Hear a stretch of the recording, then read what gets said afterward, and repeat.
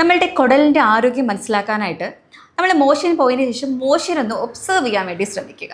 അതായത് നമ്മൾ സ്ട്രെയിൻ ചെയ്താണ് മോഷൻ പോകുന്നത്, മോഷൻ്റെ കളർ ഡാർക്ക് കളറിലായിട്ടാണ് പോകുന്നത്, റൗണ്ട് ഷേപ്പിൽ മുറിഞ്ഞാണ് മോഷൻ പോകുന്നതെന്നുണ്ടെങ്കിൽ അത് നിങ്ങൾക്ക് കോൺസ്റ്റിപ്പേഷൻ ഉള്ളത് കൊണ്ടാണ്. എന്തുകൊണ്ടാണ് കോൺസ്റ്റിപ്പേഷൻ വരുന്നത്?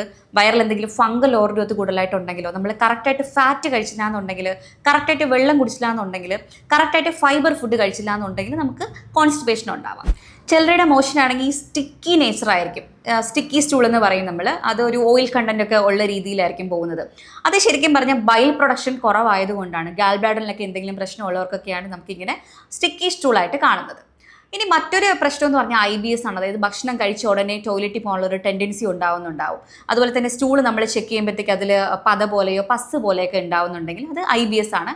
കറക്റ്റായിട്ട് ദഹനം നടക്കുന്നില്ല, അബ്സോർപ്ഷൻ കറക്റ്റ് അല്ലാത്തതുകൊണ്ടാണ് ഇങ്ങനെ വരുന്നത്. സോ നമ്മളുടെ വയറിലെ പ്രശ്നങ്ങളും കുടലിൻ്റെ ആരോഗ്യമൊക്കെ ഒന്ന് മനസ്സിലാക്കണം എന്നുണ്ടെങ്കിൽ മോഷൻ ഇടയ്ക്ക് ചെക്ക് ചെയ്യുന്നത് വളരെ നല്ലതായിരിക്കും.